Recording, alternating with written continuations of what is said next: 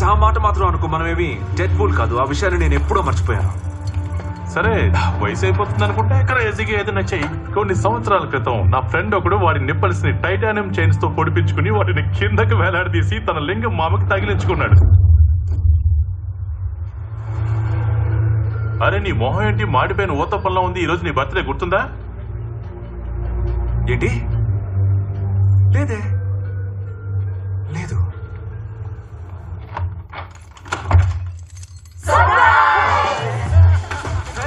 మీరు చాలా లక్కీ. నా చేతిలో గన్ను లేదు కాబట్టి మీరు అందరూ బతికిపోయారు.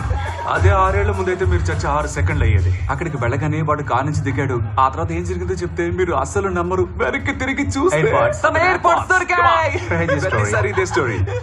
ఇది సూపర్ ఫన్ కదా. ఈ రోజు ఏమైనా సేల్ చేసావా? ఒక్కటి కూడా కాలేదు. ఖాళీగా కూర్చునే బదులు గుడ్డి పురాణం అని ఒక పుస్తకాన్ని రాయొచ్చు కదా.